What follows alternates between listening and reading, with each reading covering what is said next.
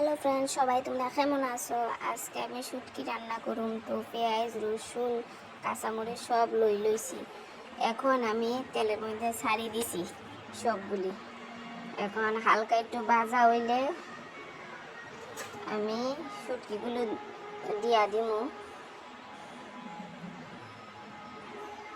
ভাড়াটিকে ভাজি লই সবগুলো। তো এখন লবণ দিয়া দিতেছি। তোরা লবণটা দিলে ভালোই সবগুলো মজে যাইব। এখন শুটকি দিয়া দিলাম, দিয়া দিতেছি শুটকি দিয়া বালাটিকে লাড়িয়ে নিমু।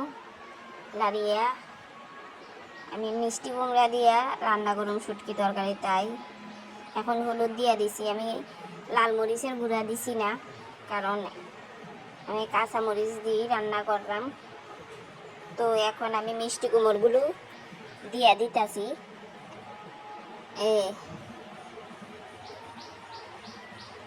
এখন আমি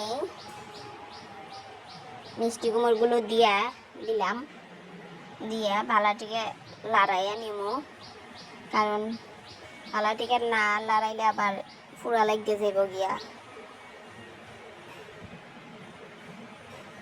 তো গ্যাসটা কমিয়ে রাখছি, কারণ গ্যাস কমিয়ে না রাখলে আবার। এখন একটু হালকা ডাইকা দিলাম। আমি এখন ডাকনাটা তুলে নিমু। এখন পুরা জল দিয়া দিমু আমি। এই রেসিপিটা খাইতে খুব স্বাদ। আমরা প্রায় সময় খাইয়া থাকি, আপনারাও ট্রাই করবেন রেসিপিটা। তো এখন আবার গ্যাসের আঁচটা বাড়াইয়া ঢাকনা দিয়া রাখলাম। তো রান্না প্রায় হইয়া গেছে। এখন আমি নামাইয়া নিলাম ঢাকনাটা। এখন আমি নামাইয়া নিব বালাটিকে লাড়িয়া।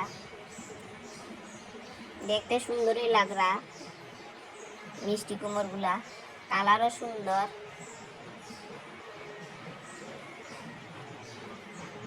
তো এখন নামাইয়া নিব আমি। রান্না হয়ে গেছে আমার। বিলাতি তিনটার পাতা দিয়ে দিছি আমি তোরা। এখন আমি নামাইয়া একটা প্লেটের মধ্যে রাখি দিব। তো এই রেসিপিটা সবাই কেমন লাগলো জানাইও, আর সবাই কমেন্ট কইরো। আমি নতুন রান্নার ভিডিও দিলাম। ভালো থাকো সবাই।